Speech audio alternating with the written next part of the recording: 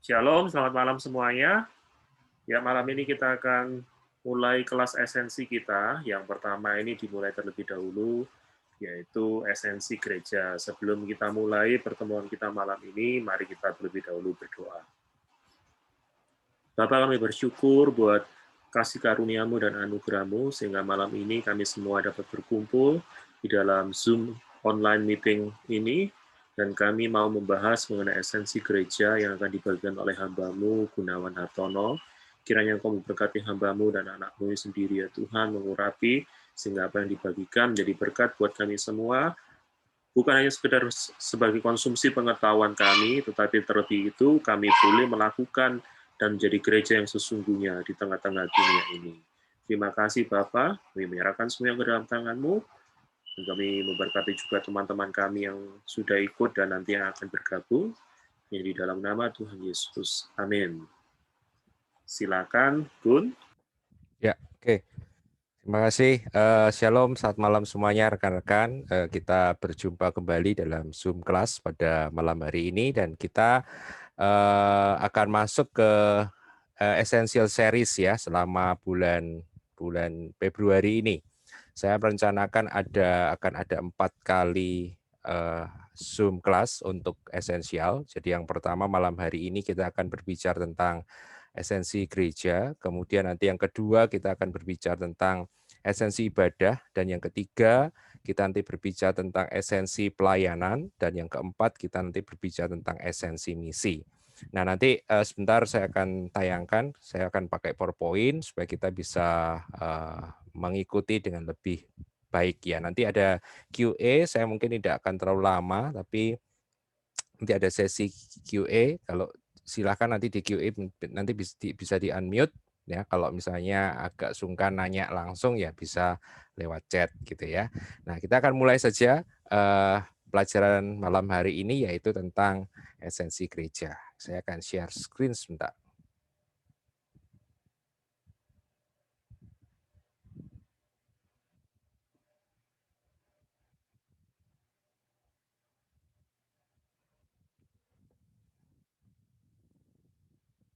Ya, kita masuk malam hari ini ke pelajaran pertama, Essential Series, ya, esensi gereja. Nah, saya akan memberikan lebih dulu tentang latar belakang ya, kenapa saya kok terbeban ingin merindukan pelajaran tentang esensi gereja, karena saya tahu sebenarnya pelajaran tentang esensi gereja atau hakikat gereja ini bukan sebuah pelajaran yang baru. Ada beberapa rekan yang malam hari ini saya lihat ada di tempat ini, mungkin sudah begitu makan asam garam ya tentang esensi gereja, sudah begitu hafal mungkin ya, bahkan ada yang sudah mengajarkannya kepada orang lain. Nah, tapi saya melihat ada banyak juga teman-teman, rekan-rekan yang bahkan belum pernah mendengarkan tentang pelajaran esensi gereja. Nah, kenapa saya ingin membagikan ini? Saya akan memberikan latar belakang lebih dulu.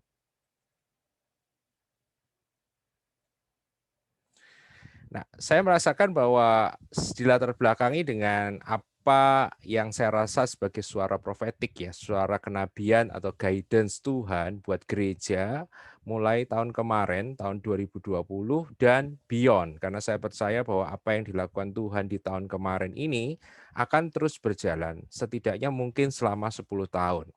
Nah, kemarin kita semua sudah belajar bersama-sama di tahun 2020 kemarin ada satu peristiwa yang sampai hari ini pun kita masih ada di dalamnya, yaitu pandemi yang melanda seluruh dunia, yaitu COVID-19. Dan kita sudah banyak diskusi, sudah banyak Zoom meeting tentang hal itu. Nah, tapi saya ingin mengulangi lagi karena saya percaya bahwa apakah suara profetik untuk tahun 2020 saya percayai adalah bahwa Tuhan sedang dan akan melakukan riset kepada seluruh kehidupan kita. Ya, tahun 2020 banyak orang mengatakan atau banyak suara profetik mengatakan sebagai tahun riset. Nah, termasuk di dalamnya bukan hanya keluarga, bukan hanya politik, bukan hanya ekonomi, tapi saya percaya juga khususnya di dalamnya adalah kehidupan bergereja. Apa artinya riset? Riset secara sederhana artinya dikembalikan ke setting awal atau dikembalikan ke pengaturan awal. Oleh karena itu saya percaya sebenarnya agenda Tuhan buat gereja mulai tahun kemarin dengan adanya COVID salah satunya adalah membawa gereja kembali kepada the original plan-nya Tuhan, kembali kepada blueprint-nya Tuhan tentang gereja, kembali kepada settingan awal Tuhan tentang gereja, mengembalikan tentang gereja ini seperti yang dikehendaki oleh Tuhan itu sendiri. Nah, ada satu ayat yang sering dikumandangkan berdampingan dengan seruan tentang riset ini, yaitu Ibrani 12 ayat 26 sampai dengan ayat 27. Di dalam ITB, saya akan kutipkan di sini, dikatakan ayat 26, waktu itu suaranya akan menggoncangkan bumi, tetapi sekarang ia memberikan janji, satu kali lagi aku akan menggoncangkan bukan hanya bumi saja, melainkan langit juga. Ungkapan satu kali lagi menunjuk kepada perubahan, change, pada apa yang dapat digoncangkan atau apa yang dapat berubah, karena ia dijadikan, karena goncangan itu diizinkan, supaya tinggal tetap apa yang tidak tergoncangkan. Saya sangat percaya bahwa pandemi ini merupakan sebuah goncangan, ya. Dan goncangan ini menurut Ibrani 12 ayat 27 tujuannya adalah apa? Tujuannya adalah untuk membuat kita itu memahami apa yang tidak bisa digoncangkan. Jadi semuanya di-shaken, semuanya digoncangkan sampai tinggal yang tidak tergoncangkan. Dan buat saya bahasanya itu tinggal tetap apa yang tidak tergoncangkan itu bahasa kita bersama itu yang saya sebut sebagai esensi. Jadi buat saya riset itu ada hubungannya dengan esensi. Riset kembali ke pengaturan awal artinya buat saya sama saja. Riset itu kembali kepada esensinya. Ya, seperti itu. Apa itu esensi? Kita berbicara tentang esensi. Mungkin kata ini buat beberapa orang agak masih asing gitu ya, esensi. Menurut Kamus Besar Bahasa Indonesia, maka esensi artinya adalah hakikat, inti, hal yang pokok. Ya, itu esensi. Jadi kalau saya berbicara esensi gereja, berarti bicara tentang hakikat gereja, inti gereja, atau hal yang pokok yang mendasar dari gereja itu sendiri. Ada seorang teman yang pernah sharing kepada kita, definisi esensi adalah sesuatu yang mendasar yang harus ada sebagai dasar dari keberadaan sesuatu. Nah, ini agak filosofis ya. Sesuatu yang mendasar yang harus ada sebagai dasar dari keberadaan sesuatu. Artinya, esensi adalah sesuatu yang mutlak ada. Kalau esensi itu hilang, maka eksistensi sesuatu itu juga akan hilang. Ya, ini yang saya tuliskan. Esensi itu demikian mendasarnya, esensi itu demikian substansinya, sehingga jika esensi hilang, maka eksistensi itu juga hilang. Saya seringkali memberikan ilustrasi supaya gampang dipahami itu, misalnya kalau kita membeli atau membuat nasi goreng. Nah, saya selalu berkata nasi goreng itu esensinya apa? Nasi goreng itu esensinya nasi, itu hal yang mendasar. Nah, selain esensi pasti ada hal yang lain. Yang hal yang lain itu yang seringkali disebut sebagai ekspresi. Nah, nasi goreng esensinya adalah nasi. Kalau nasi goreng nggak ada nasinya, ya namanya bukan nasi goreng. Nah, nasi goreng selain ada esensi, ada ekspresinya. Ekspresinya itu bisa aksesori, bisa hiasan. Misalnya dikasih telur, misalnya dikasih apalagi dikasih tomat, dikasih ketimun, dikasih ada kerupuk, ya dikasih macam-macam. Nah, kalau misalnya saya bikin nasi goreng tanpa telur misalnya, apakah itu bisa tetap dibilang nasi goreng? Ya, walaupun rasanya mungkin tidak selezat kalau dikasih telur misalnya. Tetapi nasi goreng tanpa telur tetap bisa dibilang nasi goreng. Berarti telur goreng itu atau telur itu bukan esensi. Tapi kalau saya bilang nasi goreng, nasinya saya hilangin, maka tidak bisa disebut nasi goreng. Maka nasi itu adalah esensi dari nasi goreng. Nah, kita harus memahami ini, kembali lagi kepada apa yang dikatakan Tuhan tadi, saya percaya bahwa hari-hari ini gereja itu juga ada dua, ada esensi, ada ekspresi, ada esensi, ada aksesori gitu ya. Goncangan-goncangan yang terjadi, yang diizinkan Tuhan terjadi hari-hari ini sebenarnya adalah membawa kita memikirkan kembali dan mendapatkan kembali apa sih esensi gereja, apa sih pokok atau substansi gereja yang kalau itu hilang, maka gereja itu juga akan hilang. Nah, seringkali nanti kita akan belajar bersama-sama, ada banyak hal yang disebut orang atau dikatakan orang sebagai esensi, tapi sebenarnya nggak esensi. Ya. Dari contoh nasi goreng, nasi dan telur tadi itu, mari kita mempertanyakan sekarang, apakah esensi gereja? Misalnya gedung.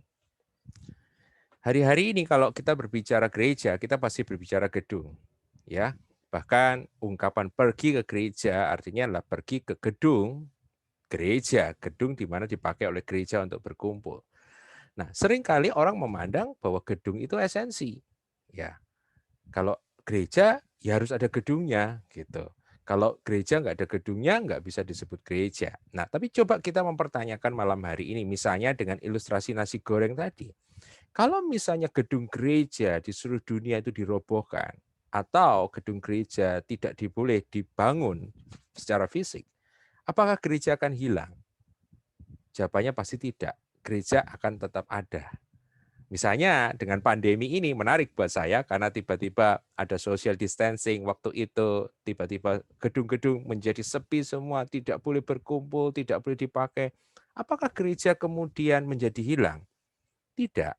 Maka di sini kita bisa melihat bahwa gedung itu bukan esensi gereja. Tapi pertanyaannya, ada berapa banyak gedung itu menjadi esensi bagi banyak orang?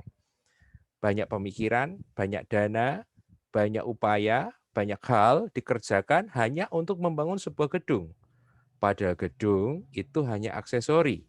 Yang artinya buat saya boleh punya gedung, tapi gedung tidak boleh menjadi fokus utama kita di dalam membangun gereja. Hal yang lain misalnya organisasi. Tentu di dalam hari-hari ini organisasi, surat izin itu sesuatu yang penting juga, tapi organisasi dan pengertian juga pengaturan. Tapi mari kita berbicara secara biblika, secara mendasar. Ketika misalnya organisasi yang ada misalnya suatu saat saya nggak tahu dan saya nggak berdoa, misalnya dilarang oleh pemerintah, dilarang oleh negara tertentu misalnya, organisasi tidak boleh ada, organisasi gereja tidak boleh ada. Apakah gereja akan hilang? Apakah ketika semua sinode ditutup kemudian gereja akan menjadi hilang? Tidak. Maka menurut saya organisasi gereja walaupun itu penting tapi bukan esensi. Mimbar. Buat kita Kristen, Protestan kebanyakan maka mimbar itu menjadi fokus di dalam setiap pertemuan-pertemuan ibadah raya kita. Pertanyaan saya, ketika seluruh mimbar-mimbar yang ada itu dihilangkan atau seluruh mimbar-mimbar itu ditutup, misalnya semua pendeta dilarang berkhotbah, apakah gereja akan hilang? Jawabannya tidak. Berarti mimbar juga bukan esensi gereja. Program ibadah. Hari-hari ini ketika kita berbicara gereja, kita selalu berbicara tentang bagaimana membuat program dan merunning program. Tapi misalnya kita berandai-andai sekali lagi ketika semua program jadi porak-poranda. Hari ini misalnya semua program berhenti, program kaum pria, kaum muda, kaum sekolah minggu, semuanya tutup. Apakah gereja akan hilang? Tidak. Program tentu saja sesuatu yang penting. Tetapi sekali lagi program bukan esensi. Musik. Musik tentu saja tidak bisa dipisahkan dari yang namanya sebuah ibadah hari-hari ini. Tetapi saya berkata dan bertanya, kalau misalnya seluruh musik di seluruh dunia ini tiba-tiba hilang dan kita tidak bisa menggunakan musik, apa kemudian akan gereja kehilangan eksistensinya? Apakah gereja kehilangan jati dirinya? Apakah kehilangan keberadaannya? Saya katakan juga tidak. Yang terakhir, pendeta. Pendeta menjadi komponen penting dalam sebuah ibadah selain musik, mimbar, dan gedung. Tapi kita berandai-andai ketika semua pendeta misalnya hari ini ditangkap, dimasukkan penjara, dan dibunuh, apakah gereja akan berhenti? Apakah ketika semua pendeta dibunuh, apakah gereja akan hilang lenyap? Tentu saja tidak. Sesuatu yang mengejutkan buat saya, ini sudah saya terima beberapa tahun yang lalu, ketika hal-hal yang saya daftarkan ini, gedung, organisasi, mimbar, program ibadah, musik, pendeta, yang selama ini menjadi fokus dari pemikiran kita, fokus dari seluruh daya kita, fokus dari semua keuangan kita, fokus dari semua yang kita upayakan dalam gereja. Tapi ternyata gedung, organisasi, mimbar, program ibadah, musik, dan pendeta ternyata bukan esensi. Hari-hari ini sebenarnya, kembali lagi saya harus menekankan, keberadaan pandemi seharusnya memikirkan ulang buat kita, apakah hal-hal tersebut merupakan sesuatu yang esensi. Dan buat saya sebenarnya Tuhan sedang mengajarkan kita bagaimana kita menjadi gereja tanpa komponen-komponen tersebut. Tapi sangat disayangkan sekali lagi, kenapa? Karena ada banyak orang yang tidak memahami esensi ini atau mereka salah memandang gedung, organisasi, ibadah, program ibadah, musik, pendeta sebagai sesuatu yang esensial sehingga hari-hari ini yang terjadi adalah apa? Gereja terus mempertahankan sesuatu yang bukan esensi. Misalnya hari-hari ini yang buat saya agak memprihatinkan adalah di sini ada Kodoni. Kodoni sering berbicara bahwa gereja seringkali tugasnya itu memandang dirinya sebagai penyelenggara ibadah. Padahal seharusnya bukan seperti itu. Saya merasakan hari-hari sebenarnya Tuhan sedang membawa kita gereja masuk ke dalam sebuah ekspresi yang baru, dimensi yang baru. Tapi karena ketidakpahaman tentang esensi ini, kita berusaha mempertahankan apa yang sebenarnya dalam tanda kutip dibiarkan Tuhan hilang. Betul ya? Maka saya katakan bahwa ibadah online segala macam di masa pandemi ini sebenarnya bukan jawaban terhadap krisis yang sedang terjadi. God sedang melakukan something yang baru, sesuatu yang baru, sesuatu yang segar. Nah, kalau semua ini gedung, organisasi, mimbar, program ibadah, musik, pendeta, bukan esensi, maka kita harus bertanya, apa esensi gereja? Apa yang membuat gereja itu gereja? Apa yang membuat gereja itu ada? Apa yang ketika itu hilang, maka sebenarnya gereja itu juga tidak bisa disebut sebagai gereja. Nah, saya akan melihat sebuah ayat ya, sangat terkenal dalam Kisah Rasul 2 ayat 42 sampai dengan ayatnya yang ke-47. Mereka bertekun, nanti lihat ya ada beberapa yang saya bold, warnanya beda-beda. Perhatikan yang saya bold dengan warna yang berbeda-beda itu. Mereka bertekun dalam pengajian rasul-rasul dan dalam persekutuan, dan mereka selalu berkumpul untuk memecahkan roti dan berdoa. Maka ketakutanlah mereka semua, sedang rasul-rasul itu mengadakan banyak mujizat dan tanda. Dan semua orang yang telah menjadi percaya tetap bersatu, dan segala kepunyaan mereka adalah kepunyaan bersama. Dan selalu ada dari mereka yang menjual harta miliknya, lalu membagi-bagikannya kepada semua orang sesuai dengan keperluan masing-masing. Dengan bertekun dan dengan sehati, mereka berkumpul tiap-tiap hari di dalam bait Allah. Mereka memecahkan roti di rumah masing-masing secara bergilir dan makan bersama-sama dengan gembira dan dengan tulus hati, sambil memuji Allah. Dan mereka disukai semua orang, dan tiap-tiap hari Tuhan menambah jumlah mereka dengan orang yang diselamatkan. Perhatikan, Kisah Rasul 2, 42-47 adalah gambaran Alkitab tentang gereja rasuli atau gereja mula-mula. Dan perhatikan beberapa elemen yang ada di situ, yang saya kasih warna yang berbeda-beda. Menurut saya ini menunjukkan tentang unsur-unsur esensial yang harus ada di dalam gereja. Apa saja esensi gereja? Menurut saya dari pembacaan Kisah Rasul 2 ayat 42 sampai dengan 47 ini, saya mendapatkan ada 4 esensi gereja, 4 hakikat gereja, 4 unsur yang harus ada dalam gereja. Kalau itu tidak ada, maka gereja itu tidak bisa disebut sebagai gereja.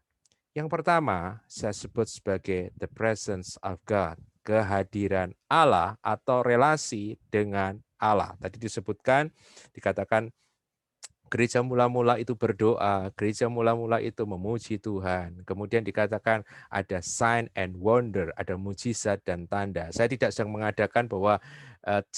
mengatakan bahwa kalau gereja nggak ada mujizatnya bukan gereja, tidak. Tapi saya memandang bahwa sign and wonder, tanda dan mujizat adalah ekspresi dari kehadiran Tuhan.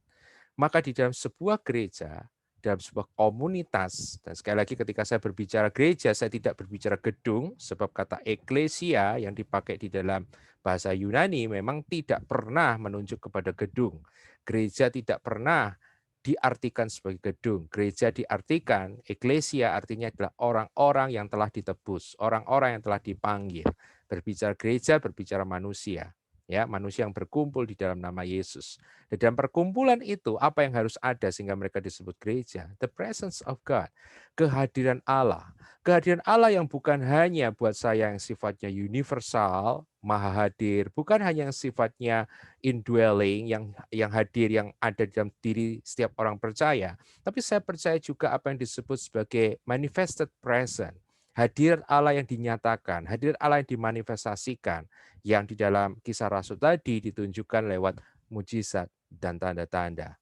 The presence of God. Ketika hadirat Allah tidak ada dalam sebuah pertemuan ibadah atau di dalam komunitas, dalam kehidupan komunitas atau kehidupan bergereja, maka saya katakan sebenarnya gereja itu berhenti menjadi gereja.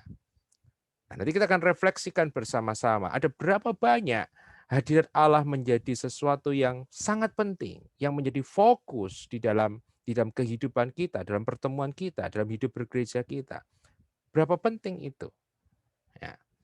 Yang kedua, persekutuan. Dalam kisah Rasul tadi ada yang disebut memecahkan roti.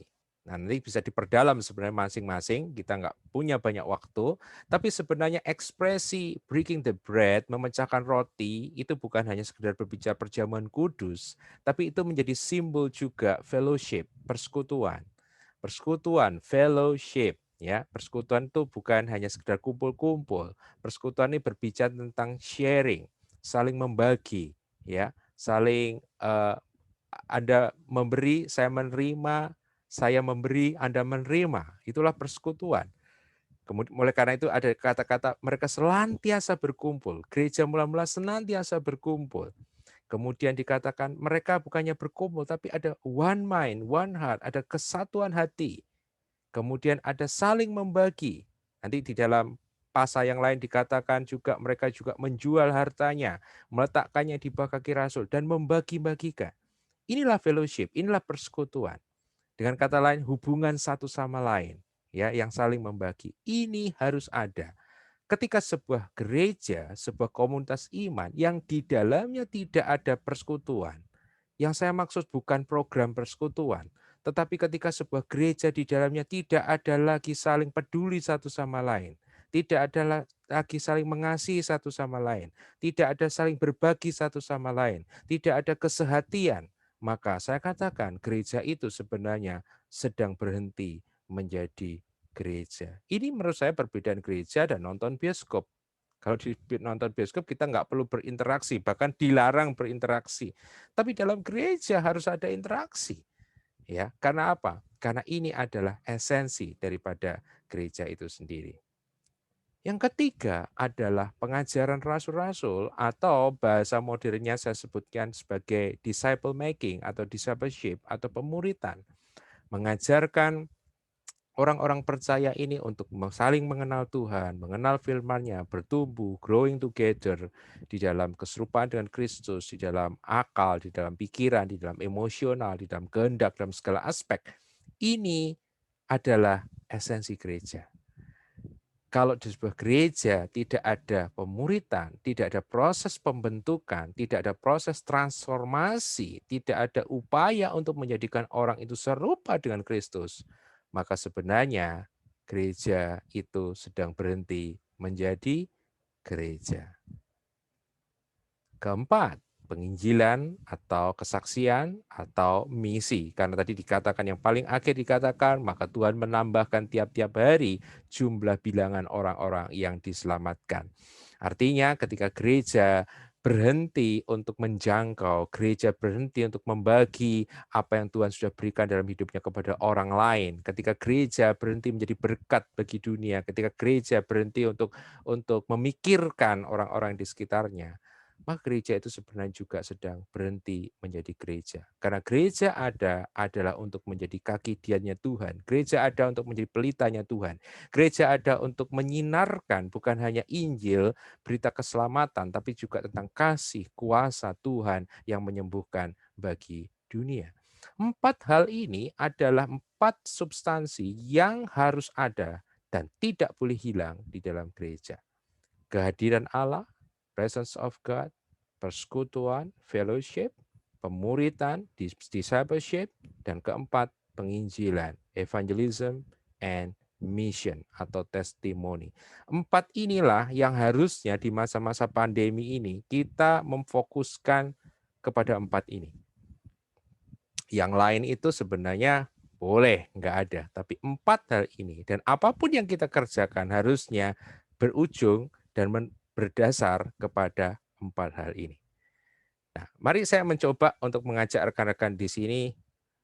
Sebelum ini saya akan mungkin menyimpulkan sedikit dari 4 itu, mungkin bisa disimpulkan jadi 3 kalau pakai bahasa yang lebih keren gitu ya. Yang pertama adalah up ke atas, God word, arah ke Tuhan, bicara tentang doa, pujian, ya tadi bicara tentang penyembahan, bicara tentang the presence, bicara tentang devosi, bagaimana penyerahan hidup kita kepada Tuhan, ketaatan kita, kecintaan kita, spirituality, kepekaan kita kepada Roh Kudus, bagaimana kita walk in the Spirit, bagaimana kita hear the Spirit, bagaimana kita beroperasi dalam karunia-karunia Roh segala macam, up ke Tuhan. Kemudian yang kedua, in, ke dalam. Gereja juga ada untuk members, untuk anggota-anggota yang ada di dalamnya, yaitu berbicara tentang apa? Pertumbuhan rohani, spiritual growth. Saya mengatakan ada 3 hal, harus bertumbuh dalam pengetahuan, bertumbuh di dalam karunia atau kuasa, dan bertumbuh di dalam karakter. Ya, seringkali kita hanya pilih salah satu ya, kita ada gereja-gereja yang menekankan hanya grow in knowledge. Pengetahuannya tambah banyak, tapi nggak cukup. Ada yang menekankan grow in character, tapi nggak cukup. Ada yang menekankan grow in power, tapi nggak cukup. Yang benar gimana? Kita harus bertumbuh di dalam 3 aspek ini. Spiritual grow, ya, knowledge, power, and character. Pengetahuan, karunia atau kuasa, dan karakter. Dan yang ketiga, out. Jadi ada up, ada in. In, gereja ada untuk sesama believers, tapi juga out, reaching out, menjangkau dunia. Bicara tentang pengutusan, bicara tentang misi. Nah, ini 3 esensi gereja yang harus ada. Nah, mari kita berefleksi ketika kita sudah mendapatkan 3 hal ini. Misalnya, yang pertama, jika 4 hal tadi, presence, bicara tentang presence, bicara tentang discipleship, bicara tentang fellowship, bicara tentang mission, evangelism, merupakan esensi, merupakan hal utama. Apakah selama ini 4 hal itu juga telah menjadi hal yang utama dari kehidupan bergereja kita? Atau dalam kehidupan kita secara pribadi? Apakah hadirat Tuhan menjadi pengejaran kita? Apakah dimuridkan dan memuridkan menjadi agenda utama kita? Apakah persekutuan itu menjadi sesuatu yang penting bagi kita? Apakah penginjilan dan misi itu juga menjadi yang utama di dalam kehidupan kita? Mungkin sudah merenungkan dan mengatakan, ya, oke. Jika itu dilaksanakan, sampai di mana kesungguhannya?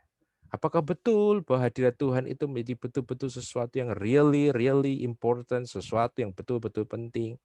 Karena saya melihat dan banyak mengikuti ibadah-ibadah yang saya katakan seringkali ketika saya ada dalam sebuah ibadah, saya merasakan hadirat Tuhan, saya merasakan Tuhan ingin berintim dengan umatnya, tapi kadang-kadang harus di-cut, gitu ya. Alasannya apa? Karena ibadah berikutnya sudah menanti, ya saudara.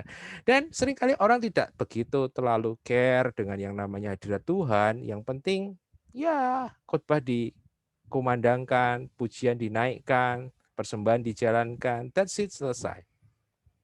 Nah, pertanyaannya apakah hadirat Allah misalnya betul-betul menjadi yang utama? Fellowship. Oh, betul, kita ada fellowship, tapi pertanyaan saya, sampai di mana kesungguhan intensitas fellowship kita?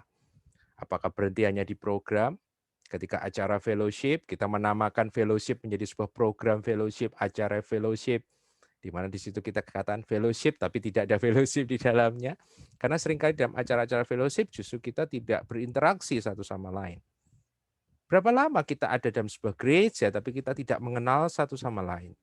Kita tidak mengenal orang-orang yang ada dalam gereja itu. Berapa banyak ketika kita hadir dalam sebuah ibadah, kita bahkan tidak mengenal siapa yang di kanan dan kiri kita. Berapa banyak orang-orang di gereja yang juga mengenal kehidupan kita, yang mengenal kekuatan kita, yang mengenal kelemahan kita. Berapa banyak orang di gereja di mana kita bisa terbuka dan jujur tentang kehidupan kita kepada mereka. Dan berapa banyak orang-orang di dalam gereja yang bisa terbuka dan jujur dengan kita. Itu harus kita pikirkan, Bapak Ibu saudara. Karena hal itu esensi.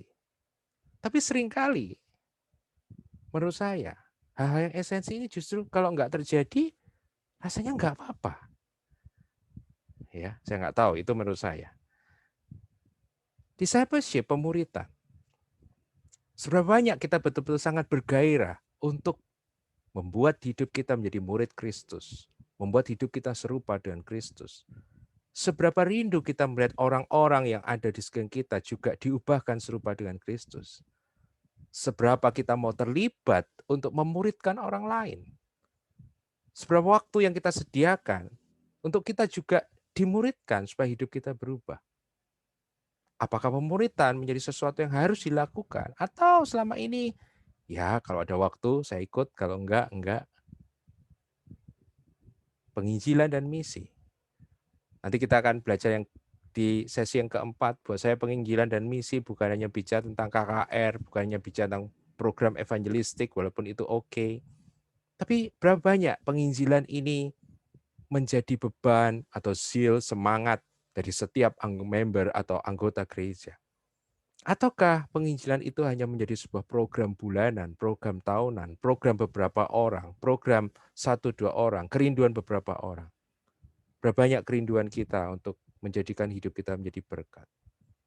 Dan kalaupun sudah dilakukan, bagaimana hasilnya? Mari kita evaluasi, Bapak Ibu Saudara. Karena menurut saya 2020 kemarin adalah waktu untuk mengevaluasi semua yang kita kerjakan. Karena misalnya sangat sederhana, ketika tiba-tiba ibadah tidak diperbolehkan, buat saya itu waktu untuk merenung. Ya, waktu untuk merenung. Apa yang betul-betul penting, really important in our life.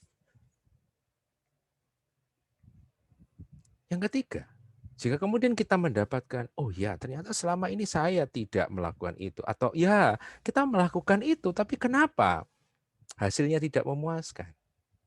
Ada beberapa rekan yang seringkali bertanya kepada saya, kenapa pemuritan tidak berhasil? Kenapa khotbah tidak berhasil? Kenapa banyak jemaat sudah dikhotbahin bertahun-tahun hidupnya, tapi tidak berubah? Kenapa di dalam gereja kita hadirat Tuhan tidak termanifestasi, tidak terasakan? Pertanyaan saya, pernahkah kita berpikir, mengapa hal-hal itu kita lakukan tapi tidak efektif? Mungkinkah ada yang salah selama ini? Mungkinkah kita melakukan sesuatu yang diperintahkan Alkitab, tetapi tidak menurut cara yang ditunjukkan oleh Alkitab? Karena saya percaya bahwa Allah bukan hanya menunjukkan purpose atau tujuan, tapi juga Dia menunjukkan the way. Oleh karena itu yang kedua, saya ingin mengajak Bapak Ibu saudara untuk melihat esensi gereja yang kedua dalam dimensi yang kedua, yaitu apa? Kisah Rasul 2 ayat 46 yang tadi kita baca cukup panjang, saya cuplik ya ayat 46-nya saja. Dikatakan demikian. Dengan bertekun dan dengan sehati mereka gereja mula-mula berkumpul tiap-tiap hari. Saya ulang lagi, tiap-tiap hari. Di dalam bait Allah, mereka memecahkan roti di rumah masing-masing secara bergilir dan makan bersama-sama dengan gembira dan dengan tulus hati. Saya ingin rekan-rekan memperhatikan 3 hal. Tiap-tiap hari, di dalam bait Allah, dan di rumah masing-masing. Apa yang berusaha dikomunikasikan Alkitab kepada kita? Perhatikan, Mereka, gereja mula-mula, berkumpul, berdoa, memuji, memecahkan roti, belajar pengajaran rasul-rasul, berbagi firman, berbagi kehidupan. Bukan 1 minggu sekali, tetapi tiap-tiap hari. Jadi apa maksudnya? Buat saya, inilah ekspresi kehidupan gereja rasuli. Bahwa semua yang dicatatkan tadi 4 esensi gereja dilakukan sebagai gaya hidup, sebagai kehidupan. Yang pakai bahasanya tadi itu setiap hari, daily life, bukan sekedar program. Hari-hari ini tadi saya mengatakan kalau kita melihat, kita sudah mengajar orang, kita sudah berkhotbah, kita sudah menginjil, kita sudah bermisi, kita sudah melakukan banyak hal. Tapi kenapa hasilnya tidak memuaskan? Kita ini selalu lari dari program satu ke program yang lain. Karena setiap tahun diketemukan program-program yang baru, inovasi yang baru di dalam discipleship. Buat saya it's okay kita belajar, tapi buat saya itu semua hanya metode, itu semua hanya sebuah ekspresi, tapi esensinya nggak pernah berubah. Esensinya apa? Esensinya bahwa itu semua harus dilakukan sebagai kehidupan, sebagai gaya hidup. Berkomunikasi dengan Tuhan, presence itu adalah gaya hidup. Tapi berapa banyak? Saya seringkali berbagi kepada rekan-rekan, terutama misalnya yang terlibat dalam tim pujian penyembahan atau tim ibadah raya. Berapa waktu atau bagaimana kehidupan kita sehari-hari dengan Tuhan? Dan buat saya tidak mungkin kalau dari Senin sampai Sabtu kita tidak bergaul karib dengan Tuhan dan tiba-tiba di hari Minggu kita ada di stage, di mimbar dan kita mengundang setiap orang untuk karib dengan Tuhan. Hal tersebut tidak mungkin bisa dilakukan. Oleh karena itu kenapa Allah tidak termanifestasi dalam pertemuan-pertemuan kita? Sangat sederhana. Karena mungkin banyak di antara kita yang memang setiap hari tidak bergaul karib dengan Tuhan, tidak menjadikan persekutuan dengan Tuhan itu sebagai gaya hidup. Persekutuan juga bukan program, bukan seminggu sekali, waktu pujian kita toleh kiri, toleh kanan, jabat kiri, jabat kanan, dan kemudian saling tersenyum, tapi sudah doa berkat dinaikkan oleh Pak Pendeta, kita pulang dan I don't care, saya nggak peduli. Bukan itu. Persekutuan adalah kehidupan, daily life. Artinya baik di dalam maupun di luar berlangsung 24 jam. Pengajaran juga adalah kehidupan, mengalir keluar dari kehidupan kita. Misi, penginjilan, menjadi berkat adalah gaya hidup, bukan sesuatu yang diprogramkan. Saya tidak sedang menentang adanya program, tapi buat saya, program tidak akan bisa berjalan dan tidak ada kuasa di dalamnya kalau orang-orang yang menjalankan program tersebut tidak mengalami lebih dahulu sebagai kehidupan. Artinya, semuanya dilakukan berdasarkan hubungan, relationship. Tadi ada 3, up, in, out. Up kepada Tuhan, in kepada sesama, out kepada dunia. Basicnya apa? Relationship, hubungan dengan Tuhan, hubungan dengan sesama orang percaya, hubungan dengan dunia. Kekristenan tidak bisa berjalan tanpa sebuah hubungan. Kekristenan tidak bisa jalan hanya by duty, dengan kewajiban, dengan perintah, dengan program, nggak bisa. Harus dengan hubungan. Karena kehidupan berbicara tentang hubungan. Karena itu, tadi di dalam Kisah Rasul 2:46, gereja mula-mula itu berkumpul, ada 2 jenis pertemuan. Nah, menarik ini, mereka tidak menyebut itu sebagai ibadah, tapi mereka menyebut itu sebagai pertemuan, church meeting, pertemuan gereja. Pertemuannya ada 2. Yang pertama adalah di bait Allah, yang kedua adalah di rumah masing-masing. Nah, ada banyak orang berpikir bahwa mereka berkumpul di Bait Allah itu seperti kalau kita hari Minggu sebelum pandemi, kita nyanyi-nyanyi di gereja, kita dengerin khotbah. Enggak seperti itu. Kenapa? Karena Bait Allah itu enggak boleh dimasuki oleh sembarang orang. Jadi artinya ketika dikatakan mereka berkumpul di Bait Allah, lokasi yang exactly tepatnya sebenarnya mereka berkumpul bukan di dalam ruangannya, tapi ada di pelatarannya, di halamannya. Karena Bait Allah pada waktu itu memiliki pelataran yang sangat luas dan ada berbagai macam room atau space yang dinamai dengan tempat-tempat khusus. Dan tempat-tempat itu dipakai oleh gereja untuk apa? Untuk mendengarkan rasul-rasul mengajar. Jadi ketika mereka ada di Bait Allah, yang ada adalah Watchmeni menyebutnya sebagai apostolic meeting. Mereka berkumpul dalam jumlah yang agak besar dan rasul-rasul mengajarkan doktrin, mengajarkan ajaran-ajaran Kristus, memberikan nasihat-nasihat, memberikan pengajaran-pengajaran secara general.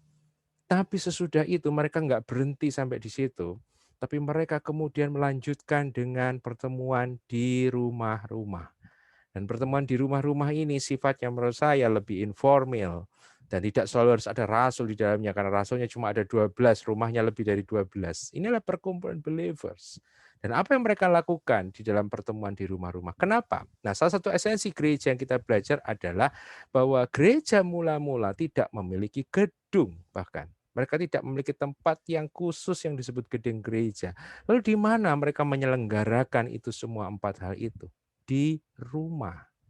Oleh karena itu ketika tahun kemarin dan tahun ini sebenarnya ada seruan welcome home, kembali ke rumah, stay at home, kembali ke rumah. Buat saya ini adalah apa yang Tuhan kerjakan seperti di gereja mula-mula. Tapi bukannya sekedar stay at home-nya, bukannya sekedar di rumahnya, tetapi rumah itu sendiri, kita sebentar lagi akan belajar. Kenapa harus di rumah? Karena rumah adalah sebuah unit komunitas yang di dalamnya ada hubungan yang akrab, yang terbuka. Oleh karena itu kenapa Tuhan mengembalikan tahun 2020 itu kita kembali ke rumah. Karena sebenarnya ini yang hendak Tuhan kerjakan. Jadi buat saya bukan dengarkan ibadah online di rumah, bukan. Tapi saya mengerjakan seperti kisah Rasul tadi, kisah Rasul 2 tadi, di rumah masing-masing. Artinya Bapak, Ibu, dan anak-anak berkumpul bersama, saling berbagi firman satu sama lain, saling mengajarkan, saling bersekutu. Bahkan kalau diperbolehkan, maybe ada member-member yang lain mungkin tidak banyak, boleh saling berbagi. Ini yang sebenarnya Tuhan inginkan. Sehingga doktrin atau ajaran, setiap orang percaya adalah imam, setiap orang percaya adalah pelayan, setiap orang percaya adalah hamba Tuhan, itu betul-betul terjadi.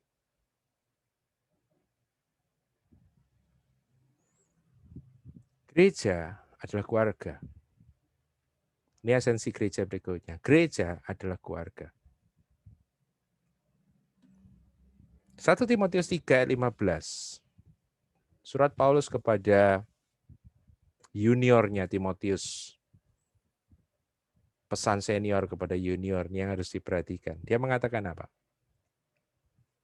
Jadi jika aku terlambat datang maksudnya, sudahlah engkau tahu, Timotius, engkau tahu bagaimana orang, maksudnya jemaat, harus hidup sebagai apa? Keluarga Allah, family of God, yakni jemaat dari Allah yang hidup, tiang penopang dan dasar kebenaran.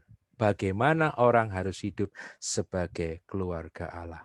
Esensi gereja yang berikutnya adalah gereja adalah keluarga. Keluarga adalah gereja. Saya ulang lagi. Gereja adalah keluarga. Keluarga adalah gereja. Gereja yang paling simpel dalam bentuknya, yang paling mendasar adalah keluarga. Semua yang dipraktekkan di dalam gereja itu semua ada di dalam keluarga, di dalam rumah. Oleh karena itu kenapa ketika kita membaca nanti syarat-syarat bagaimana seorang ditunjuk menjadi penatua, menjadi pemimpin jemaat, maka Paulus mengatakan kepada Timotius, dia haruslah seseorang yang tahu bagaimana mengurus keluarganya, mengurus rumahnya, mengurus oikosnya, mengurus family-nya. So Paulus mengatakan, jika dia tidak tahu bagaimana cara mengurus, memerintah, melayani keluarganya, bagaimana dia bisa memerintah, mengatur keluarga yang lebih besar, yaitu family of God. Buat saya, training leadership tidak terjadi di seminari, tidak terjadi di konferensi, tapi pelatihan pembentukan pemimpin gereja itu ada di dalam rumah, di dalam keluarga. Wow, kalau kita ngerti ini, bukankah sebenarnya hari-hari ini Tuhan sedang membangkitkan gereja apostolik yang baru? Gereja kerasulan yang baru seperti yang dibangkitkan dalam Kisah Rasul 2. Sayang, 1000 kali sayang. Banyak kita yang tidak paham ini. Kita justru sibuk dengan ngurus online. Saya is okay dengan online. Saya juga mengadakan online. Malam hari ini saya juga mengadakan online. Saya juga diminta untuk melayani ibadah online. Tapi buat saya ibadah online segala macam itu hanya penopang sementara untuk transisi. Harus ada yang dikerjakan hari-hari ini dengan serius, dengan lebih lagi. Yaitu apa? Menjadikan tiap-tiap keluarga kembali menjadi unit gereja, menjadi gereja. Menjadikan setiap orang percaya menjadi pelayan. Menjadikan setiap orang percaya menjadi murid Kristus. Menjadikan setiap orang percaya sebagai hamba-hamba Tuhan. Menjadikan setiap orang Kristen yang ada betul-betul berjalan di dalam kuasa, di dalam pengetahuan, di dalam karakter Kristus.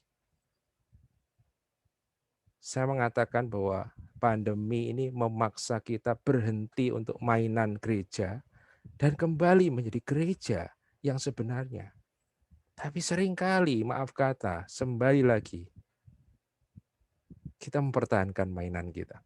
Saya mengharapkan malam hari ini dengan mengatakan ini bukannya sekedar kritisi, tapi bagaimana membantu kita semua yang ingin bertransisi, memiliki fondasi bahwa apa yang kita kerjakan bukan ngawur, apa yang kita kerjakan bukan sekedar ide yang gila, tapi ada ide Allah itu sendiri.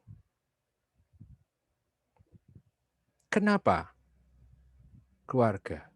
Oleh karena itu kenapa gereja mula-mula berkumpul di rumah? Karena gereja mula-mula adalah keluarga. Dan keluarga itu kumpulnya di rumah. Bukan di gedung resepsi, tapi di rumah. Ya, ada apa dengan keluarga? Di dalam keluarga penekanannya menurut saya ada 3.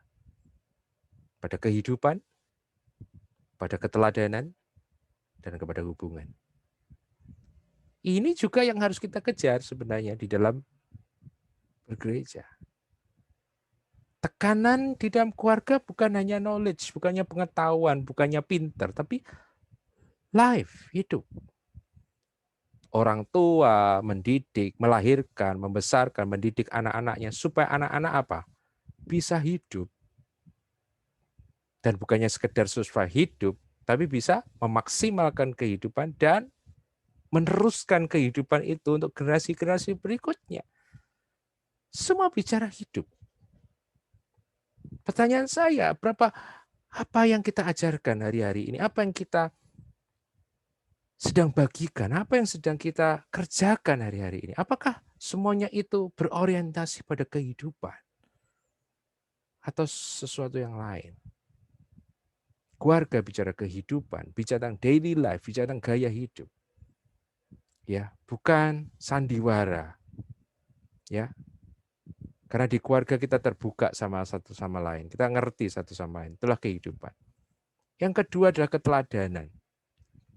Anak melihat orang tua. Anak bisa lihat strength and weakness-nya orang tua. Satu sama lain bisa ngerti strength and weakness-nya. Keteladanan. Anak dibesarkan dan didik dengan keteladanan. Ya, nanti kita akan bicara banyak ini di esensi pelayanan dan kepemimpinan. Tapi ini yang hari-hari ini dikerjakan. Saya percaya juga harus kita kerjakan, keteladanan. Kita sedangkan seperti Korintus, kita terlalu banyak pengajar, tapi kita nggak punya bapak dalam rumah. Kita terlalu banyak pengetahuan hari-hari ini, khotbah hari-hari ini, terlalu bertumpuk, saudara. Tapi kenapa tidak ada transformasi kehidupan? Karena kita sedikit sekali melihat orang-orang yang sudah menghidupi apa yang diajarkan dan yang dikhotbahkan itu.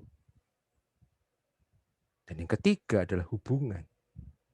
Relationship, relasi yang hangat, yang dekat. Oleh karena itu social distancing ini menurut saya upaya begitu ya rasanya. Makanya kita tidak boleh kumpul banyak-banyak ini. Harus kecil-kecil ini ya. Harus sedikit-sedikit ya. Tidak boleh kumpul banyak-banyak. Why?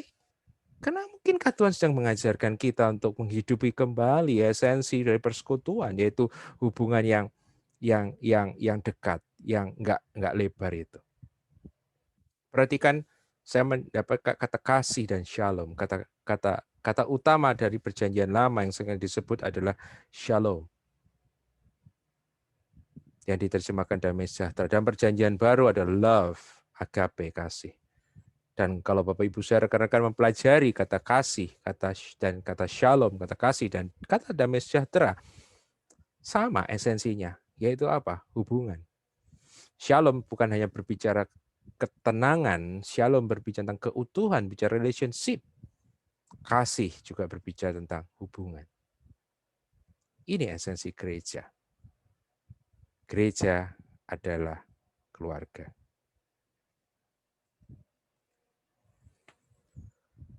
Esensi gereja berarti adalah hubungan. Hubungan yang dekat, hubungan yang hangat, hubungan yang penuh kasih. Karena itu adalah juga esensi dari keluarga. Ya, karena gereja adalah keluarga dan esensi keluarga adalah hubungan, maka esensi gereja adalah hubungan. Hubungan adalah agenda tertinggi dari sorga. Ingat, saya pernah membagikan di seminar singkat tentang Allah Trinitas. Kenapa Allah yang kita sembah adalah Allah Trinitas, Bapa, Putra, dan Roh Kudus? Karena untuk bisa membentuk sebuah fellowship, persekutuan, Anda membutuhkan 3 pribadi. Dan inilah Allah Trinitas, Bapa, Putra, dan Roh Kudus. Gereja adalah cerminan Trinitas. Komunitas ilahi yang ada di sorga ingin diwujudkan lewat gereja. Wah, ini luar biasa sekali. Dan karena hubungan adalah agenda tertinggi dari sorga, maka harusnya hubungan harus menjadi agenda tertinggi di dalam gereja. Sebuah hubungan yang real, hubungan yang nyata, hubungan yang tidak pura-pura, hubungan yang open, yang hangat, yang ramah. Seberapa banyak kita menghidupi itu, Bapak Ibu Saudara. Oleh karena itu kenapa hari-hari ini kemungkinan kita menjadi weak, kita menjadi lemah. Hari-hari ini dengan apalagi nggak boleh bertemu satu sama lain jadi makin lemah. Karena ya mungkin sama ini hubungan-hubungan kita memang nggak terbangun. Ya, sehingga ketika nggak pernah ketemu, sekarang apalagi nggak pernah ketemu, ya udah makin hancur, makin jauh hubungan itu. Ya, mari kita mengevaluasi kembali. Saya mengutip satu ayat, saya penutup malam hari ini sebelum ke refleksi. Matius 5 ayat 23-24, satu ayat yang sangat terkenal yang sudah saya sering juga kutip. Sebab itu jika engkau mempersembahkan persembahanmu di atas mezbah, berbicara ibadah, dan engkau teringat akan sesuatu yang ada dalam hati saudaramu terhadap engkau, tinggalkan persembahanmu di mezbah itu dan pergilah berdamai dahulu dengan saudaramu, lalu kembali untuk mempersembahkan persembahanmu itu. Tuhan Yesus mengajarkan bahkan relationship itu di atas sacrifice, di atas korban, di atas ibadah itu sendiri. Kenapa? Karena sebenarnya ibadah itu sendiri juga adalah sebuah relationship. Tuhan tidak menginginkan kita menjadi orang yang munafik, yang bisa mempersembahkan korban kepada Allah. Tetapi sebenarnya kita menjadi orang-orang yang tidak mahir membangun hubungan. Tuhan ingin kita menjadi orang-orang yang mahir membangun hubungan, baik dengan dirinya sendiri ataupun dengan sesama kita. Matius 5 menjadi warning buat kita. Berapa banyak agenda, berapa banyak seringkali acara-acara di hari Minggu, di stage harus diutamakan. Relationship dikorbankan hanya supaya stage, kita bisa ada di stage di hari Minggu. Sementara Matius 5 mengajarkan yang sebaliknya. Mari kita berefleksi yang kedua.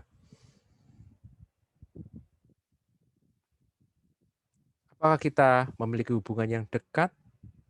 Apakah kita memiliki hubungan yang hangat, penuh kasih dengan sesama selama ini di dalam gereja? Yang kita ngomong sama ini, saya bergereja di sini, saya berkomunitas di sini. Betulkah? Atau saya ber-FA di sini, saya berkelompok sel di sini, saya berfellowship di sini.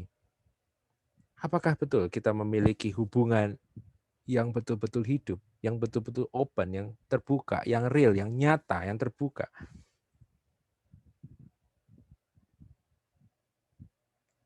Apakah kita memiliki komunitas kecil di mana kita dapat menghidupi dan mempraktekkan 4 esensi gereja di atas? Atau kita menjadi the Lone Ranger Christian, orang Kristen yang sendirian? Atau orang Kristen yang kelihatannya ada beribadah di sebuah gereja, tapi sebenarnya kehidupan kita begitu mandiri. Kehidupan kita tidak tersentuh dan kita tidak pernah menyentuh kehidupan orang lain. Apakah selama ini kita menjalankan kekristenan kita lebih berdasarkan program dan kewajiban? Ataukah kita menjalankan kekristenan kita berdasarkan gaya hidup dan kesukaan? Apakah doa kita, pujian kita, pelayanan kita, kesaksian kita? Kenapa kita melakukan semuanya itu? Apakah itu keluar dari hati kita? Apakah keluar dari kesukaan? Karena yes, I like to do it. Saya suka melakukan itu. Saya suka bertemu satu sama lain. Saya suka membagi firman. Saya suka memuji. Saya suka berdoa. Saya suka menjadi berkat. Saya suka menjadi teladan. Atau semuanya based on duty. Ya, karena saya petugas, karena saya aktivis, karena saya pastor, karena saya pendeta, karena saya diaken, karena saya, sehingga kita harus melakukan itu. Karena bahkan karena saya Kristen, takut kalau nggak melakukan nanti dihukum sama Tuhan. Ya. Jadi mari kita merenungkan malam hari ini sebelum saya tutup tentang esensi gereja. Yang pertama, ada 4 hal dalam esensi gereja yang tidak boleh hilang. Hadirat Tuhan, persekutuan, pengajaran, kesaksian. Yang kedua, esensi gereja yang kedua adalah gereja adalah keluarga. Keluargamu adalah gerejamu. Gerejamu adalah keluargamu. Dan yang ketiga, esensi gereja yang ketiga, karena esensi keluarga adalah hubungan, maka esensi gereja yang ketiga adalah hubungan. Mari dengan berbekal itu, mungkin kita bisa masuk ke Q&A dan diskusi bagaimana dengan hari-hari ini, apa yang sedang terjadi hari-hari ini ketika kita tidak boleh beribadah bersama-sama, ketika mungkin online menjadi menjemukan, ada banyak hal. Mari dengan apa yang kita dapatkan dengan sederhana, simple ini, mari kita belajar untuk berdiskusi bersama tentang apa yang sedang berusaha Tuhan kerjakan di tengah-tengah kita. Oke. God bless you. Tuhan memberkati.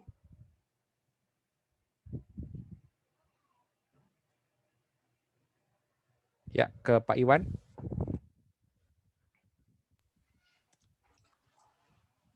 Oke teman-teman, Bapak Ibu Saudara, tadi sudah dijelaskan mengenai esensi. Silakan mengenai esensi gereja. Silakan kalau mau bertanya dari apa yang sudah dijelaskan sama Ko Gunawan. Kalau kepingin bertanya langsung bisa pilih reaction itu raise hand. Nanti saya akan unmute Bapak Ibu Saudara, atau mau cukup lewat chat silakan, tapi mungkin supaya lebih jelasnya mau bicara langsung lebih enak ya. Silakan. Atau ada yang lupa tadi dari penjelasannya Kogun, tadi sudah saya tulis di chat beberapa.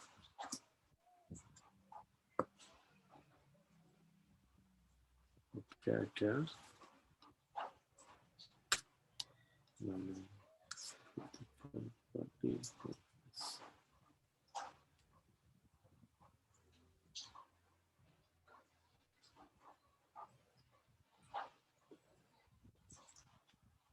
Oke, mungkin ada yang mau atau mungkin sharing sesuatu apa yang saudara rasakan mungkin selama 1 tahun kemarin, apa yang mungkin juga Tuhan sedang berbuat lewat hidup saudara, mungkin kita boleh berbagi juga malam hari ini, bukan hanya sekedar Q&A, mungkin ada kesaksian ataupun hal yang lain.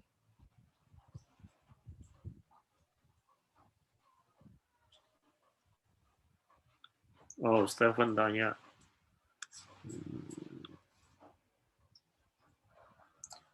Stephen bertanya, ketika bertanya kenapa kok gereja tidak pernah kembali ke esensinya di tengah kondisi seperti ini. Nanti Stephen, kamu tanya langsung aja.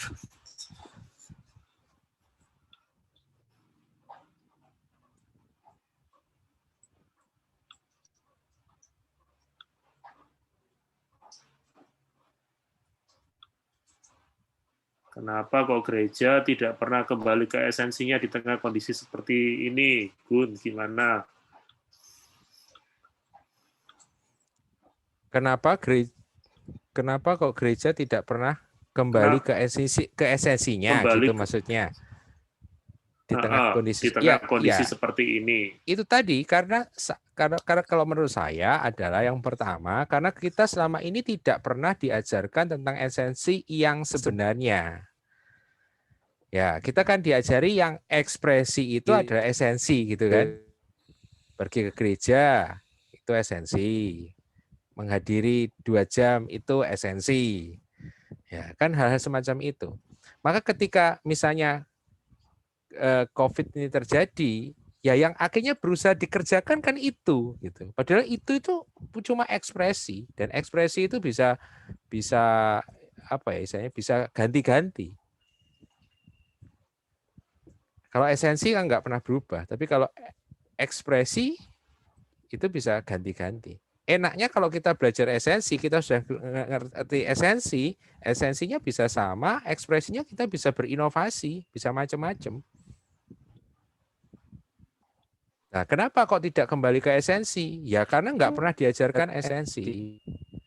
Makanya saya berusaha mengajarkan esensi malam hari ini, supaya kita tidak terjebak terus di dalam aksesori-aksesori yang sebenarnya dalam tanda kutip kalau saya mau pakai bahasa yang mungkin lebih agak ngeri gitu yang sedang dirontokkan oleh Tuhan gitu.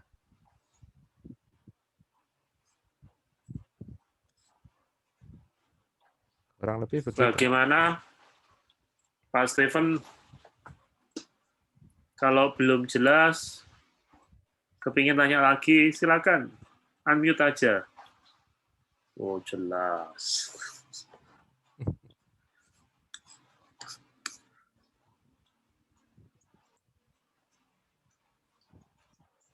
Lainnya, tadi kan 3 ya, Gun ya? Meliputi yang 4 unsur tadi, tapi kalau dirangkum 3 saja, up, in, out. Yang kedua, bahwa gereja adalah keluarga. Dan karena gereja adalah keluarga, maka esensi gereja yang berikutnya adalah hubungan. Ya. Pastor Perry.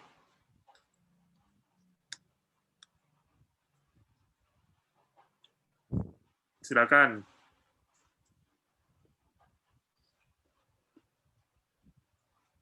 Suaranya Pastor. Enggak, sudah unmute kok. Mungkin volumenya kali. Choose device is ready to pair. Ya sebentar. Halo ya, boleh dengar suara saya? Ya, karena tadi saya pakai. Ya kalau menurut saya kan apa yang saya tangkap daripada Koko Gun ini baru saya kemarin kita sempat dengan beberapa teman kita sharing-sharing ya selama pandemi. Ya banyak yang terjadi itu kan karena seperti dikatakan tadi banyak orang esensi gerejanya itu berkumpul akhirnya menjadi apa? Kita terlupa sebenarnya. Esensi sebenarnya tuh gereja itu adalah kita bersama dengan keluarga kita. Oke, kalau kita lihat berapa banyak orang yang berkumpul bersama keluarganya untuk berdoa, kembali bersekutu dengan Tuhan. Tidak banyak kan? Nah, oleh sebab itu ini sharing saja yang ingin saya berikan ya daripada apa yang saya lihat. Ya banyak orang akhirnya kan terlupa bahwa gereja itu harus bermula daripada rumah, daripada hubungan bapa dengan anak, suami dan istri begitu, orang tua dengan anak-anak. Itu kan keluarga yang bermulanya gereja daripada rumah yang dikatakan tadi. Nah, Berapa banyak orang tua dengan anak-anak sanggup untuk berbagi?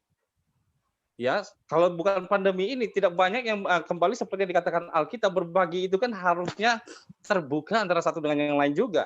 Ya, berapa banyak orang tua dengan anak-anak, suami dengan istri. Ya, kalau ini pandangan saya, nggak tahu kalau bagaimana pandangan Koko Gun, ya. Ini apa yang saya lihat, sebenarnya pandemi ini Tuhan mengizinkan supaya terjadi, supaya kita kembali kepada asalnya, di mana Tuhan mula-mula menciptakan itu keluarga, Adam dan Hawa. Nah, itu kan keluarga. Bisa dengar? Halo? Bisa, Per. Ya, sangat jelas ya, Kak. Nah, Jelas. ini apa yang dari segi pandangan saya sejak tahun 2020 itu, karena Tuhan mengizinkan ini, gereja itu ditutup dan akhirnya ibadah itu kan di rumah. Tetapi kebanyakan orang masih menanti-nantikan ibadah online, akhirnya mereka cuma tunggu ibadah online. Setelah ibadah online, apakah mereka masih beribadah secara keluarga? Ya. Nah, ini adalah pandangan dari saya, dan sedikit yang sempat juga kami bincang kemarin, ya. Syukur malam ini ternyata sama gitu. Ya. Ya, saya setuju apa yang dikatakan Ferry. Nah, harus selama ini yang terjadi seperti begini ya. Saya melihatnya begini. Ketika misalnya, karena selama ini orang tua di rumah tidak pernah diposisikan sebagai pengajar firman. Kan selama ini anak-anak itu diserahkan ke gereja dengan Sunday school, dengan sekolah minggu, dengan whatever, ibadah anak atau apapun itu. Sehingga orang tua itu tidak pernah menjadi pendidik. Nah, ketika pandemi terjadi, misalnya sekolah minggu tiba-tiba, karena anak-anak tidak diizinkan untuk berkumpul, yang saya lihat sendiri misalnya di kota saya, banyak kemudian anak-anak harus ibadah di rumah. Nah, selama ini karena orang tua tidak pernah ngajar anak di dalam firman, dan tiba-tiba ketika Sunday School-nya istilahnya dialihkan ke parents untuk mendidik dan mengajar, mereka kelagapan. Mereka nggak tahu gimana caranya. Nah, harusnya itu menjadi sebuah kesempatan buat gereja untuk mengajarkan parents, orang tua, bagaimana parents itu bisa menjadi pendidik pengajar firman. Bukan menggantikan dengan ibadah online nonton video. Walaupun buat saya itu oke sebagai support, sebagai pendukung sementara. Tetapi harusnya yang terjadi adalah harus dikembalikan lagi fungsi parents. Karena itu yang dikatakan Alkitab bahwa pendidik firman, pendidik kerohanian itu adalah orang tua, bukan guru sekolah minggu, bukan video. Tapi hari-hari ini sangat disayangkan momentum kairos yang Tuhan ciptakan tidak dimanfaatkan. Orang sibuk bikin online, orang sibuk nyuruh anaknya nonton video, walaupun buat saya it's okay sebenarnya itu sebagai support, tapi harusnya momentum ini menjadi momentum di mana setiap orang tua harusnya terpacu dan dipacu untuk mahir memahami firman, karena harusnya setiap orang tua hari ini punya sebuah urgensi begini. Oh ya, saya nggak bisa ngajar anak saya karena ternyata saya tuh nggak ngerti firman ya. Udah dikotbahin, udah sekian tahun dalam gereja dengerin firman tapi nggak bisa ngajar firman. Harusnya itu memicu setiap orang tua, baik ayah ataupun ibu, untuk menjadi seorang pembelajar firman dan akhirnya bisa pengajar firman. Ya. Saya hari-hari cuma mengatakan begini lewat forum ini dengan beberapa rekan. Jangan bermimpi kembali lagi kepada apa yang sedang dirombak oleh Tuhan. Dari ini saya takut kita seperti Israel ingin kembali ke Mesir, sementara sebenarnya Tuhan sudah membebaskan gereja keluar dari Mesir. Karena bawang putih, bawang bombay di sana lebih enak. Sementara seperti kita seperti in the wilderness, seperti dalam padang gurun. Tapi hari ini Tuhan sedang mendidik kita, melatih gereja. Ya, kurang lebih itu yang saya ingin tanggapi dari tadi Perry katakan. Bagus sekali kalau Pastor Perry bisa berbagi itu. Terima kasih Pak Iwan.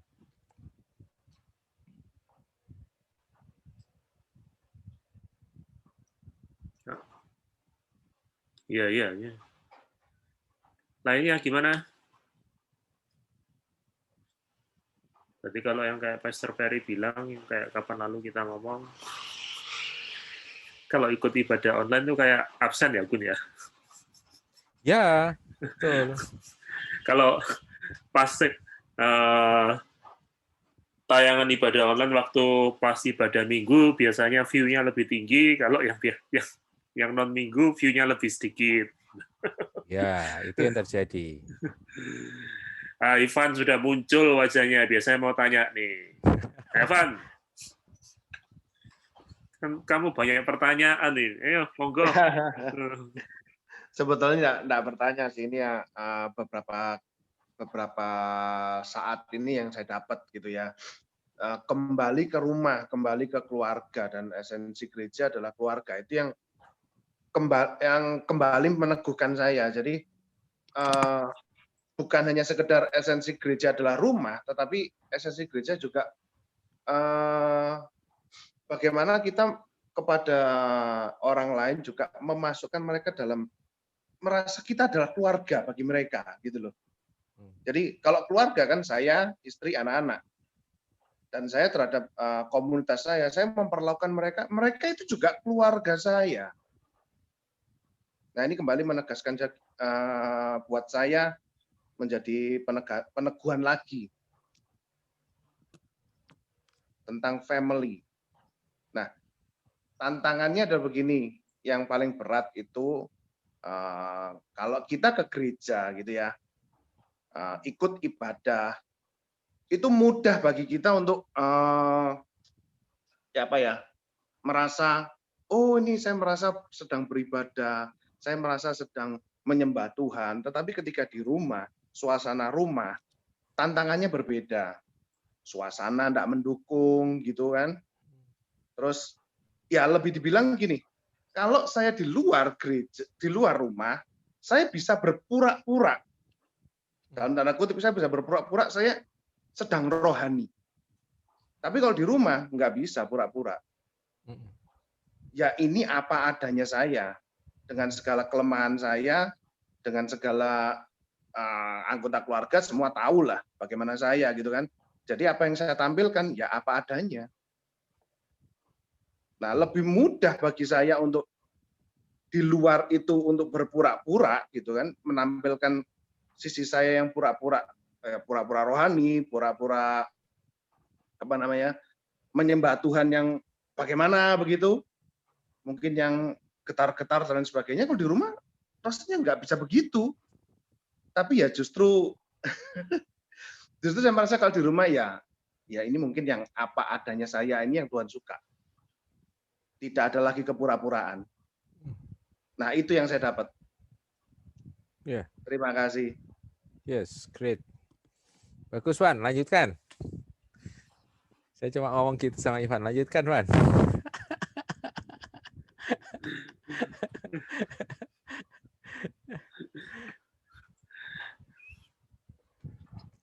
Sudah jelas semua ini berarti. Dari Jakarta, Cik Sari ya, silakan. Ngomong, Jeff. Saya bukan bertanya sih. Tadi aku sempat minta izin ke suami, maksudnya kayak mau sharingin dikit satu hal gitu ya. Maksudnya sebenarnya mungkin kalau yang kayak dibahas hari ini kan sebenarnya dari zaman dulu tuh sempat kita tahu ya, tahun-tahun berapa tuh kayak banyak, saya punya teman angkatan saya ini, saya kan sekarang umur 42, ada beberapa teman yang umur-umur 45, 46 itu rata-rata anak-anak pendeta. Katanya dulu pernah bikin kayak perkumpulan anak pendeta yang kepahitan gitu loh. Maksudnya di mana mereka merasa dinomor duakan, kayak ditelantarkan hanya gara-gara pelayanan gitu ya. Nah, dulu pas awal-awal aku cuma mau sharing aja, karena topiknya ini buat aku tuh sebenarnya adalah mungkin kerinduan para keluarga kali ya, yang punya anak, mungkin yang punya orang tua pelayanan gitu ya, dalam tanda kutip mungkin dengan label pendeta gitu ya, atau mungkin istri-istri juga yang punya pasangan hidupnya juga dengan label-label pelayan Tuhan segala macam. Karena seringkali sampai saat ini pun ya banyak banget orang-orang bergelar pendeta di luar sana tuh masih punya paradigma yang salah gitu tentang hal ini gitu loh. Ini belum lama ini saya sempat ada dengar seorang istri pendeta, dia juga pendeta sih, tapi dia masih pendeta muda, suaminya gembala. Dia sampai ada ngomong bahwa dia kayak sakit hati karena suaminya ngomong bahwa pelayanan itu nomor 1. keluarga itu atau istri atau anak-anak tuh nomor 2 gitu loh.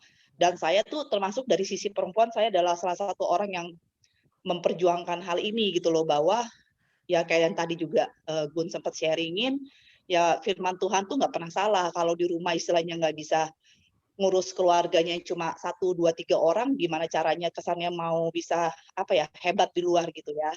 Tapi tadi tuh yang barusan tuh siapa namanya, Ivan, sorry, ngomong itu tentang bahwa saya nggak bisa pungkiri sih, tanggung jawab kita untuk jadi teladan di rumah itu sebenarnya jauh lebih berat dibandingin di luar. Jadi mungkin sebenarnya karena kita tuh banyak yang lari dari tanggung jawab itu gitu loh. Jadi kadang-kadang saya suka lihat orang banyak menyibukkan diri di luar rumah sebelum masa pandemi ini, pelayanan kiri kanan nggak ngerti, maksudnya mungkin kayak semua sibuk sebenarnya bisa jadi lari dari tanggung jawab gitu loh.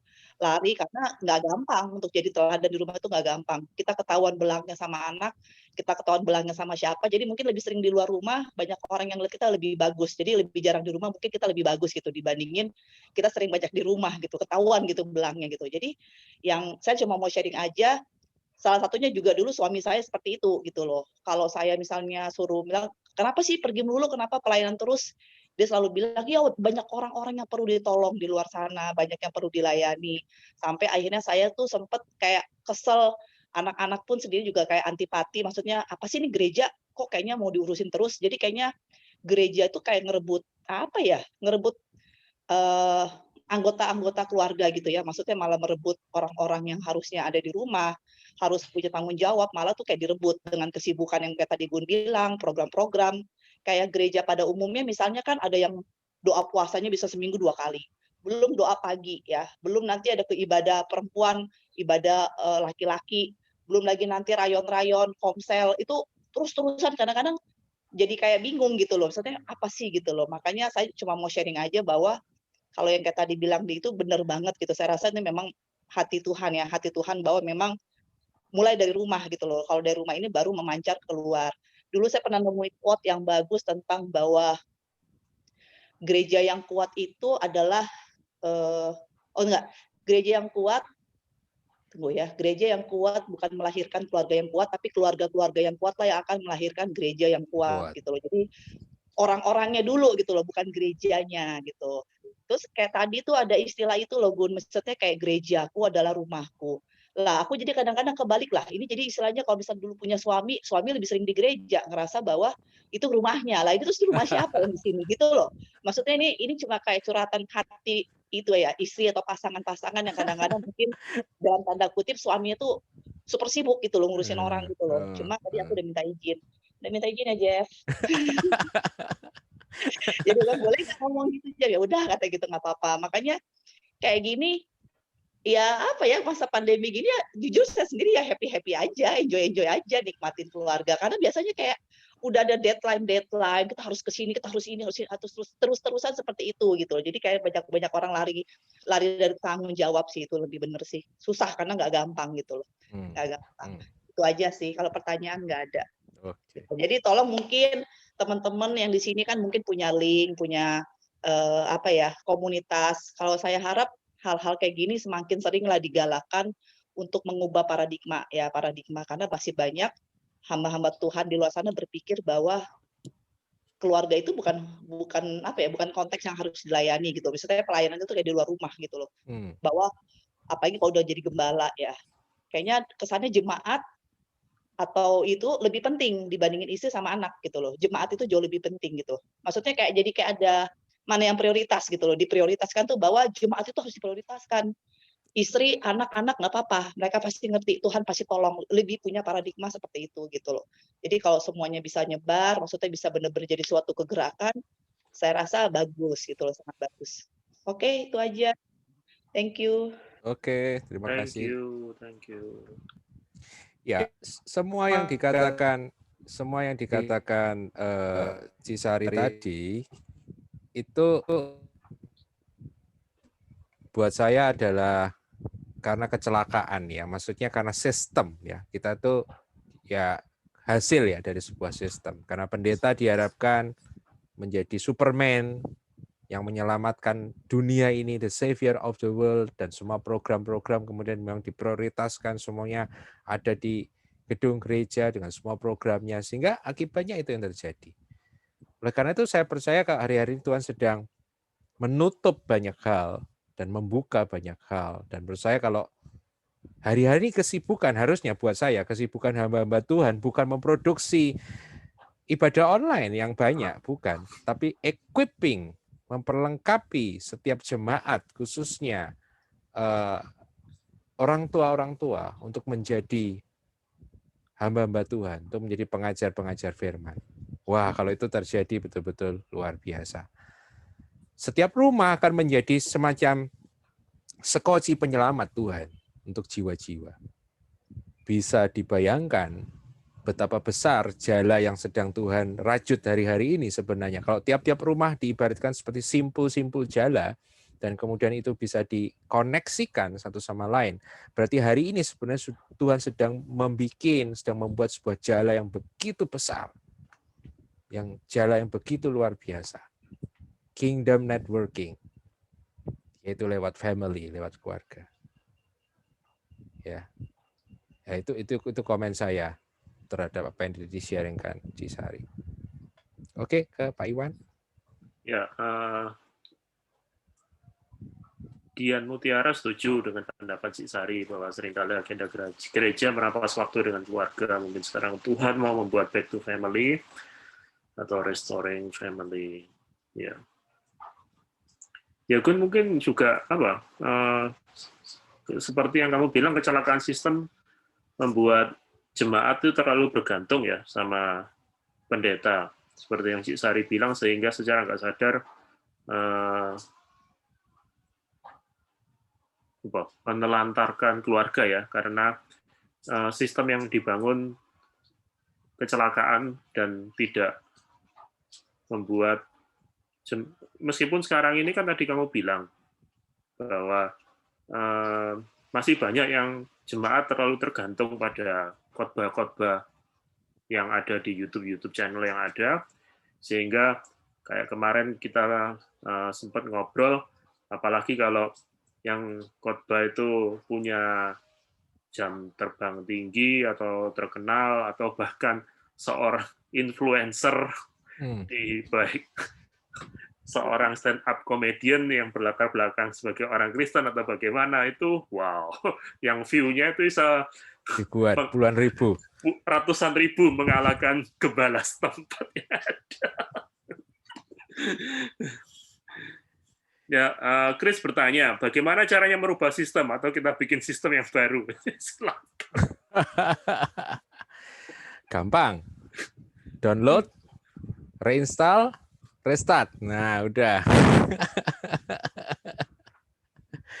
Ya, buat saya sistemnya memang beda. Sistem yang lama, buat saya menyebutnya sistem yang lama ya. Sistem yang lama dan sistem yang baru yang sedang Tuhan buat ini memang beda. Jadi mencoba untuk menjalani dua sistem ini bersama-sama, merunningnya bersama-sama, buat saya itu akan bikin crash. Jadi memang harus ada transisi memang. Dimulai dari mana? Buat saya dari 3 hal ya buat saya. Yang pertama adalah kalau dulu diajarkan tentang redefining, kita mendefinisi ulang semua yang kita pelajari, kemudian melakukan repositioning, memposisikan ulang semuanya, gitu ya, redefining, repositioning, dan kemudian belum restructuring, kemudian strukturnya baru dirubah, gitu. Makanya empat pertemuan ini saya harapkan yang kita nggak punya banyak waktu ya, tapi saya berharap ini jadi provokasi untuk memprovokasi setiap kita. Malam hari ini kita berpikir, apa sih gereja itu? Ternyata gereja itu bukan gedungnya kok. Gereja itu bukan hari Minggunya kok. Gereja itu bukan dengerin khotbahnya. Gereja itu bukan musiknya. Gereja itu bukan itunya. Jadi kalau itu hilang nggak apa-apa. Kita tetap bisa jadi gereja. Bahkan ketika semuanya itu hilang, maka kita akan belajar mulai menjadi gereja. Betul kan? Hari ini kan semuanya berfokus kepada hal-hal yang saya sebutkan yang bukan esensi tadi. Ya kan? Kan ada di dalam sejarah kan memang ada transisi. Kenapa apa yang dikisahkan di dalam Alkitab kemudian jadi seperti sekarang tidak bisa berjalan itu kan karena ada kecelakaan-kecelakaan. Salah satu makanya perlu diredefinisi ulang tentang kepemimpinan, misalnya gembala misalnya. Gembala itu bukan Superman yang tugasnya menjadi juru selamat setiap anggota jemaat. No. Itu bukan tugas gembala. Ya. Gembala itu bukan orang yang 24 jam siap ditelepon untuk datang ke rumah jemaat, untuk doain jemaat. Kalau sakit doain sendiri dong, ngapain harus minta pendeta? Usir setan, usir sendiri dong. Kenapa harus undang pendeta? Nah, seringkali sistem-sistem yang ada ini justru senang ketika semuanya center ke organisasi atau ke sistem itu senang. Hari ini saya merasa bahwa Tuhan sedang equipping, Tuhan sedang melepaskan. Tuhan sedang mengatakan seperti apa yang dikatakan Musa kepada Fir'aun. Let my people go. Biarkan umatku pergi. Let my people go. Jangan terus dibelenggu dengan sistem-sistem dengan cara-cara yang lama. Let my people go. Biarkan umat Tuhan bertumbuh, berkembang. Lepas kontrol kita, terutama para pendeta kalau ada di sini. Lepas kontrol kita. Belajar untuk menyerahkan kepada Roh Kudus. Ya, dan tugas kita adalah equip, bukan controller, tapi equiper. Oke, Pak Iwan. Nah, itu nanti yang mengenai kepelayanan dan kepemimpinan masuk ke minggu depan ya, Gun ya. Pertanyaan-pertanyaan. Ketiga. Oh iya, ketiga, maaf. Minggu depan ibadah dan penyembahan ya. Ya. Silakan, ada lagi.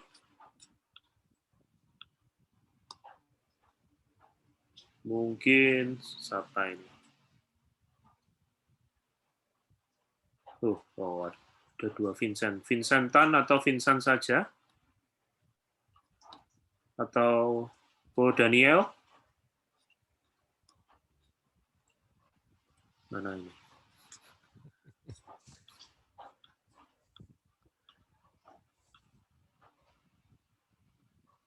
Nah, ada? Ada, raise hand. Tidak ada ya, tidak apa-apa. Di-close saja. Cukup malam ini? Cukup. Gimana teman-teman? Cukup malam ini? Oh, jelas sekali katanya. Oke. Ada pertanyaan ya? Kalau sudah cukup malam ini, kita tutup ya. Dan saya minta tolong Pastor Ferry, silakan untuk menutup pertemuan kita. Silakan Pastor Ferry. Ya, oke, mari kita satu di dalam doa. Bapak di surga, kami mengucap syukur sekali lagi buat fellowship kami pada malam ini, Pak. Tentang apa yang sudah kami pelajari tentang esensi gereja, biarlah Tuhan, Roh Kudus-Mu tetap terus memimpin kami untuk lebih mengerti, lebih jauh lagi ya Bapak, apa arti esensi gereja ini ya Bapak. Kami serahkan ke dalam tangan-Mu ya Bapak, setiap kami yang sudah bersama-sama untuk belajar pada malam hari ini. Biarlah Tuhan Engkau memberkati setiap kami ya Bapak. Kami serahkan Tuhan sekali lagi istirahat kami pada malam hari ini, biarlah di dalam perlindungan-Mu. Bahkan kami serahkan Tuhan di esok pagi kami bisa bangun untuk kami memuji, meninggikan Engkau sekali lagi ya Bapak. Hamba-Mu serahkan dimanapun kami berada saat ini, biarlah Tuhan kuasa-Mu terus bekerja di dalam setiap kami. Kami mengucap syukur hanya di dalam nama Bapa, Anak, dan Roh Kudus, yaitu di dalam nama Yesus Kristus kami bersatu hati berdoa. Haleluya. Amin. Silakan di-unmute semua. Ya.